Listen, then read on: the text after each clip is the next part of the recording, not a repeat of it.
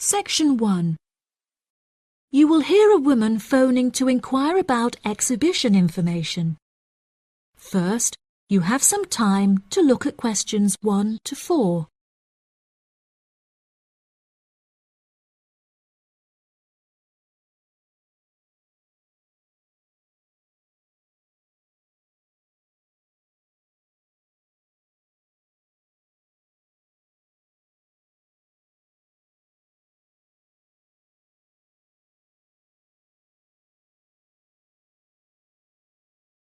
You will see that there is an example that has been done for you. On this occasion only, the conversation relating to this will be played first. Good morning. You're through to the events coordinator at the Birmingham City Council. How may I help you? Hello there. My husband and I are interested in purchasing tickets to the automobile exhibition, but I couldn't find many details about it on your website, and I was wondering whether you could provide me with some more information. Does it open in June? The purpose of calling is to purchase tickets, so purchasing has been written in the space. Now we shall begin. You should answer the questions as you listen, because you will not hear the recording a second time. Listen carefully and answer questions 1 to 4. Good morning. You're through to the events coordinator at the Birmingham City Council. How may I help you? Hello there. My husband and I are interested in purchasing tickets to the automobile exhibition, but I couldn't find many details about it on your website, and I was wondering whether you could provide me with some more information. Does it open in June? Yes, of course, madam. The exhibition will take place during July and will showcase the history of automobiles from the very first commercial car in the late 1800s all the way through to the present day. Is the exhibition open for the duration of July? No, madam. The exhibition will last 3 days, from the 1st of July to the 3rd of July, and then the cars will be taken to another exhibition. Okay. Does the exhibition focus on a certain manufacturer? No. It will showcase a wide range of manufacturers. Wonderful. I'm ever so fed up of going to these shows and only seeing one manufacturer.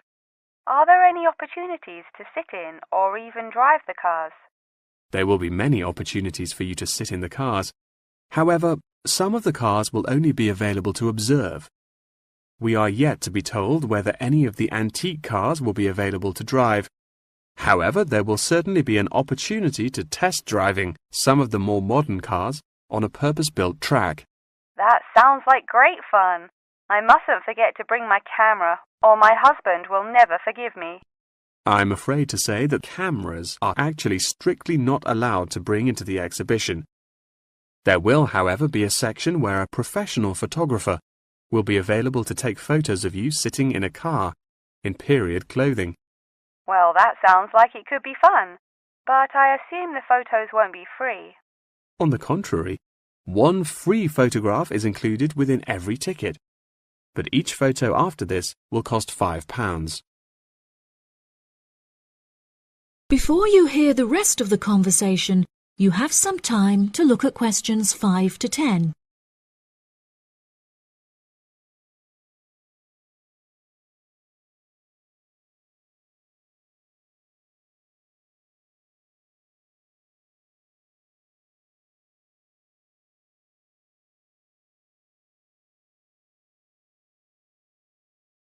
Now listen and answer questions 5 to 10.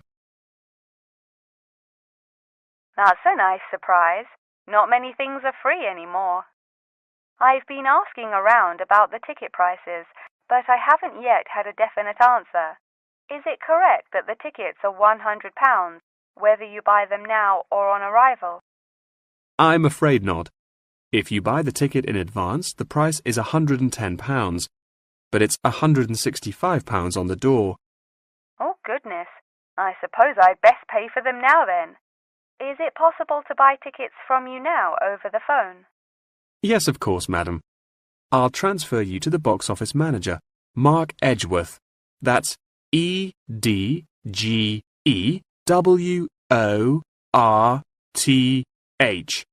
and he will probably need to take your credit card details and some personal details. Yes, that's fine. Before you transfer me, I just need to ask a few more questions. Will the exhibition be held in the Birmingham Exhibition Centre? I think that's where I went last time. No, madam. The Birmingham Exhibition Centre is currently undergoing some renovations, so this year all exhibitions will be held in the Summer Palace. Summer Palace? I'm not entirely sure where that is. Well, it's not too far from City Centre. Once you're in the centre, you should be able to find signs for the palace. If not, most people in Birmingham will be able to direct you. Neither my husband nor I am particularly good with directions. Is there anywhere I can find this information on the internet? Our website will give you an address. Perhaps you could visit www.directions.com for more detailed information, and they should be able to provide you with step-by-step instructions. Okay. And is this the best way to contact you, by phone?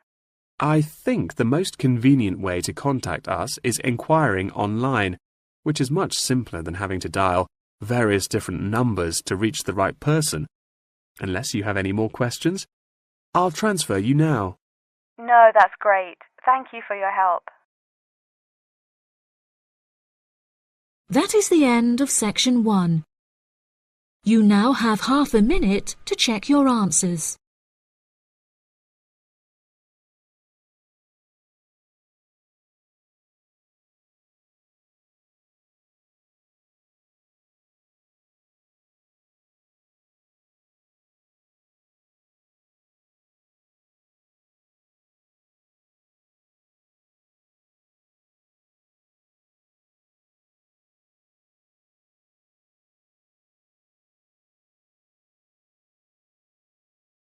Now turn to section 2. You will hear part of a talk given by a member of staff at a hospital. First, you have some time to look at questions 11 to 15.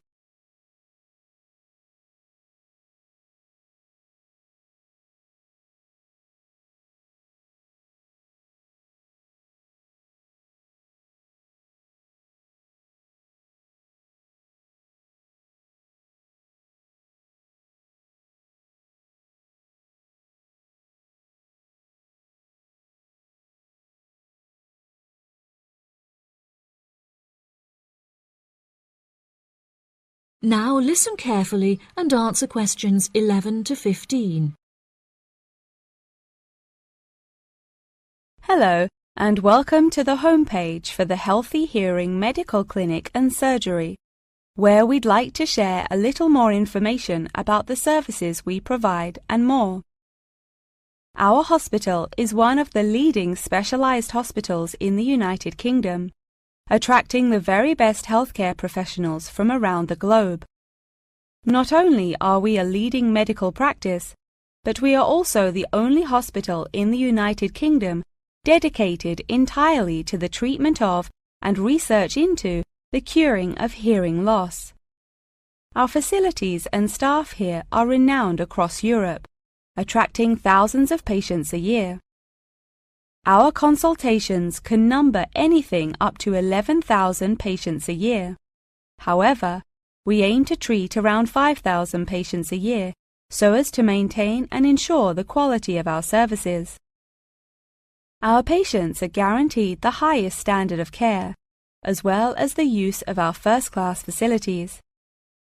All patients requiring overnight treatment are provided with their own private room with ensuite facilities, as well as a state-of-the-art entertainment centre, which includes a flat-screen LCD television and PlayStation.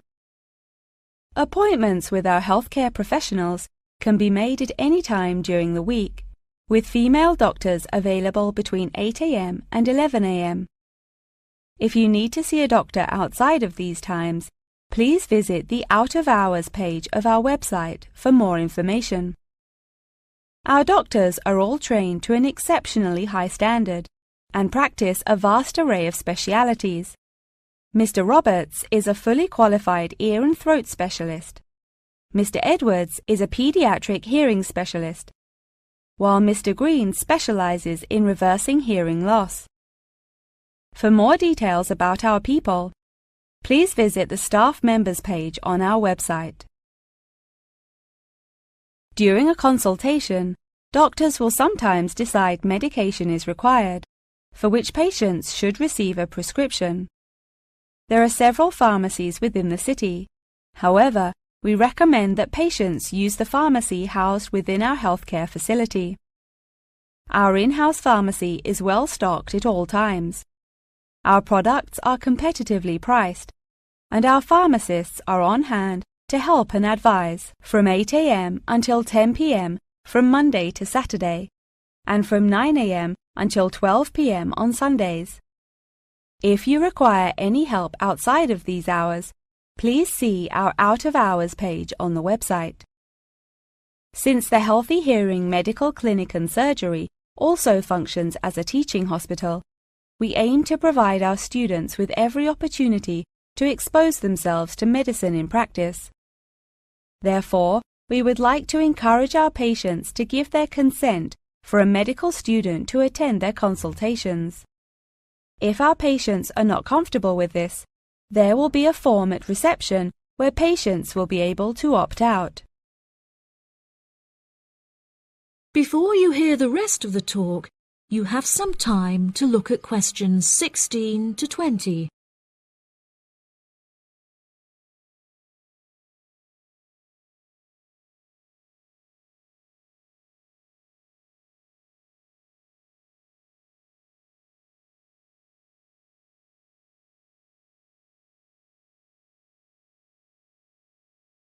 Now listen and answer questions 16 to 20. Now, please look at the map I've given you of the Healthy Hearing Medical Clinic and Surgery. For those not familiar with our practice, reception can be found through the main door at the end of the corridor. If your consultation is booked with Mr. Green, you need to go through the main door and turn right by the nurse's desk, and his office is at the end of the corridor on your left-hand side. If you need to alter any of your personal details, please visit our secretary at the Office for Medical Records, which you will find next to the therapy room. If you're awaiting surgery, please first check in with reception before taking the first door on the right after you enter the clinic. Finally, in the event that you feel disappointed with any of the services we have provided, or have any further questions, please locate our manager's office, which can be found near the Office for Medical Records and between two closets. If you have any more questions about the Healthy Hearing Medical Clinic and Surgery, please do not hesitate to contact us on 01 256 111 111. That is the end of section 2. You now have half a minute to check your answers.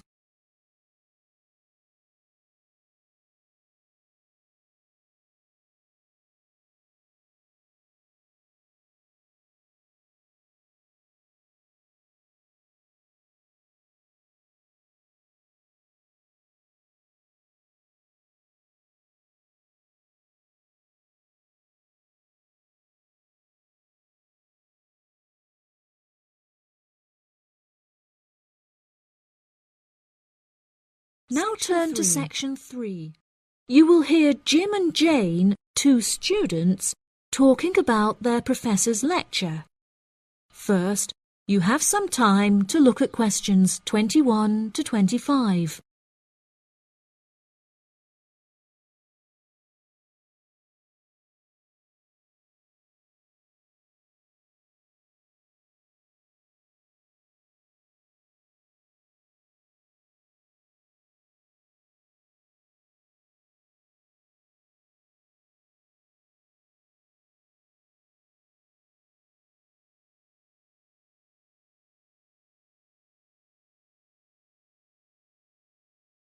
Now listen carefully and answer questions 21 to 25.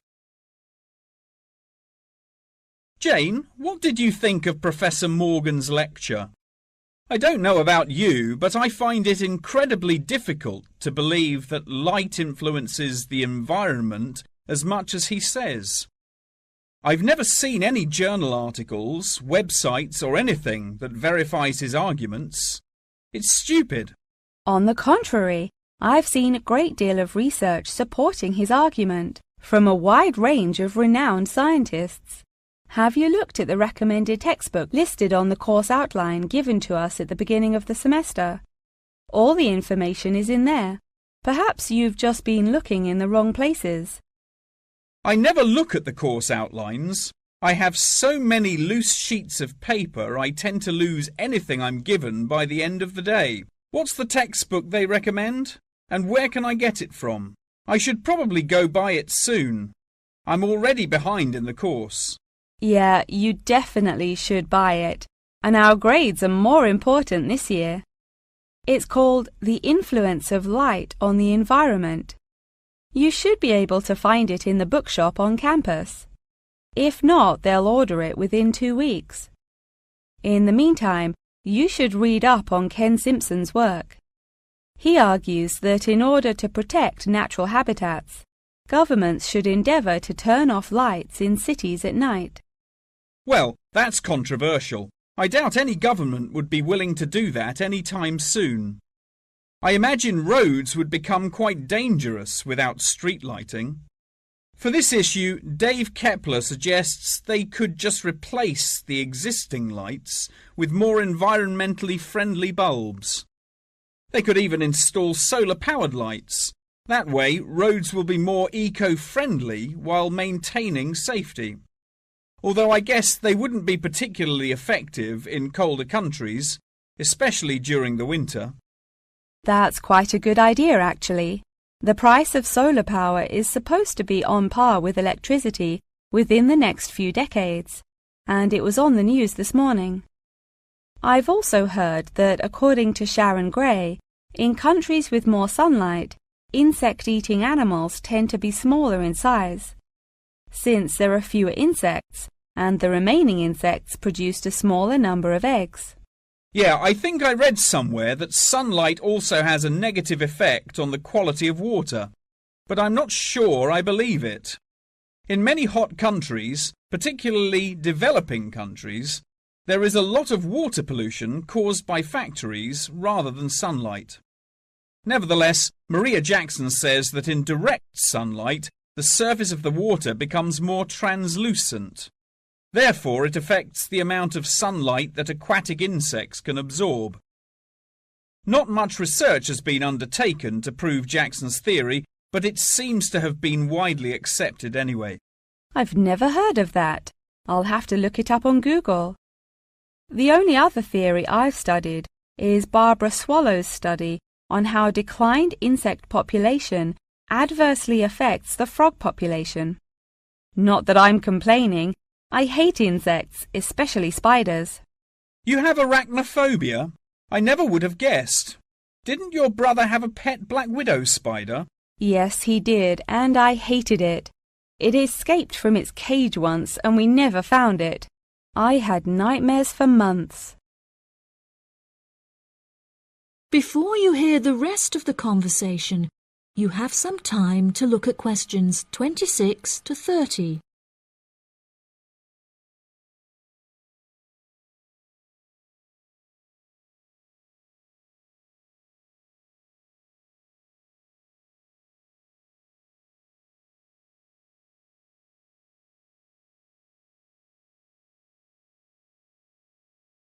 Now listen and answer questions 26 to 30.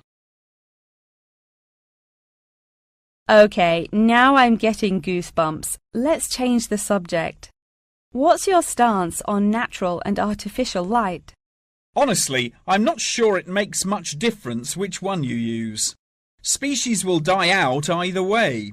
I think the real argument we should consider is global warming and protection or replacement of finite fuels.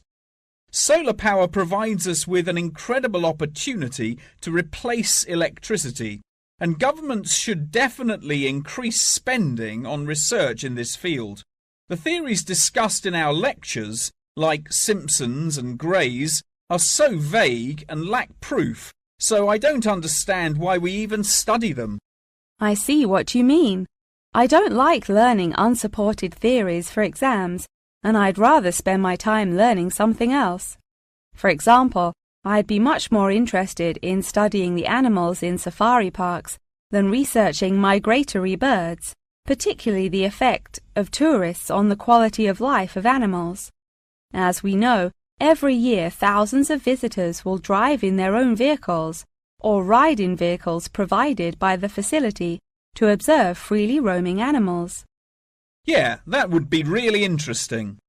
Especially those animals living in more tropical countries like Borneo. Following on from that, I want to study how bringing animals over from foreign countries to put in our zoos affects their life expectancy. For example, do you remember when China sent pandas to Edinburgh Zoo? Apparently, one of the pandas became depressed, but it was never explained why.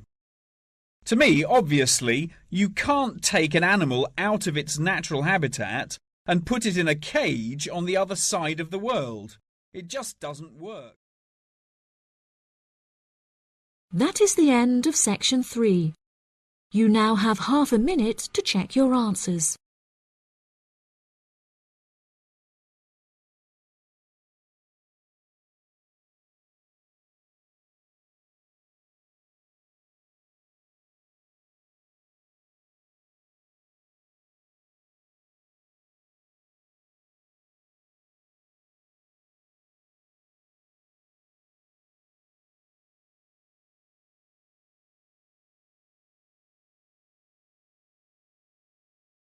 Now turn to section 4. You will hear a talk on the history of football in Great Britain in the 19th century.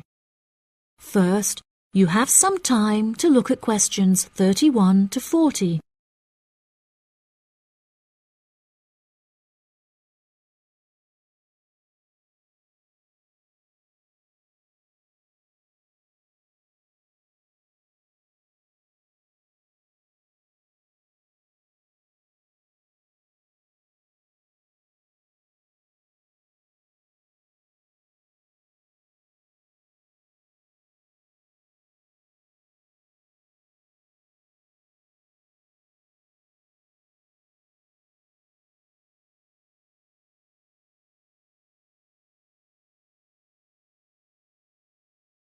Now listen carefully and answer questions 31 to 40. Great Britain is often hailed as the home of football, with talented players travelling from far and wide to play for teams in the English Premier League, one of the most popular football leagues on the planet. Today we are going to take a look back to the 19th century Great Britain, in an attempt to trace the evolution of the beautiful game, as it is now known. Prior to the 19th century, the game featured a wide variety of local and regional adaptations, which were later smartened up and made more uniform to create our modern-day sports of association football, rugby football, and Ireland's Gaelic football. Even up to the mid-19th century, Shrovetide football, or mob football, was still widely practiced. According to the rules of mob football, there were no rules. A player could legally use any means whatsoever to obtain the ball, such as kicking, punching, biting, and gouging, with the only exceptions being murder and manslaughter. These games may be regarded as the ancestors of modern codes of football, and by comparison with later models of football, they were chaotic and had few cooperation. Towards the latter end of the 19th century and moving into the early part of the 20th century, however, there appeared a newfound emphasis on moral values in football. Perhaps a more modern example of this can be seen in John Terry's suspension as England captain, following reports of his infidelity to his wife. Furthermore, as mob football died away, there grew a greater concern for players' health and general well-being, with many clubs affording their top players access to frequent medical checkups and treatment. Despite the presence of Great Britain's unique state-funded National Health Service, football clubs are still seen today providing team members with state-of-the-art healthcare facilities, with the top clubs even housing their own specialist doctors and physicians.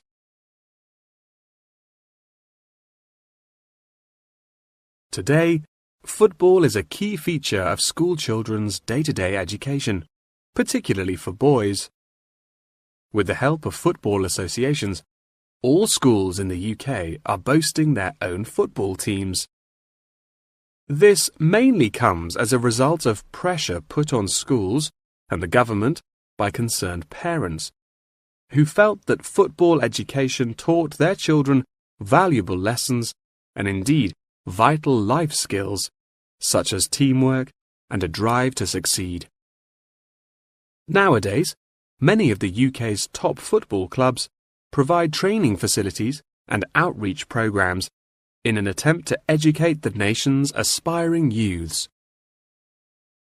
As I previously mentioned, it was only during the 19th century that football in its uniform concept truly began to emerge, with footballers previously playing according to their own versions of the rules. However, it was not until the early 20th century that different players actually began to play according to these standardized rules. Prior to the 19th century, football was played by all the major English public schools, including the likes of Eton College, Winchester College, and Harrow. In 1848, there was a meeting at Cambridge University in an attempt to lay down the laws of football. Present at the meeting were representatives of each of these major public schools, whom each brought a copy of the rules enforced by their own individual school's rules of football. The result of the meeting was what is now known as the Cambridge Rules, thereby uniting the rules from across the country into one simple document. However, the Cambridge Rules were not liked by all, and a new set of rules, Thring's Rules, compounded in the book The Simplest Game, became commonplace among dissenters. Across the country, improvements in infrastructure and public transport had a knock-on effect of dramatically increasing attendance to football games. Football quickly became a social event where spectators would meet friends, drink tea, and chat about the good old days. As football became more and more popular, it was decided that more money should be invested in maintaining the quality of pitches, amongst other things, and there was even talk of installing seating for spectators. However, the question of who was to foot the bill quickly became a divisive issue, with many believing that the government should fund football's development as a national sport. But in the end, the onus fell upon Britain's local and regional football clubs for the funding and development of the Football Association. They became responsible for the upkeep of football grounds, began to pay their best players a small salary, and organised competitions against other local and regional teams. And there began England's Football Association, or the FA, as we know it in its current form, the governing body of football in England. As the FA continued to grow and accumulate greater wealth, it was able to attract more and more talented young men from across the country, before finally accepting professional talent in the early 20th century. Today, football is played at a professional level all over the world. Millions of people regularly go to football stadiums to follow their favourite teams, while billions more watch the game on television or on the internet. That is the end of section 4. You now have half a minute to check your answers.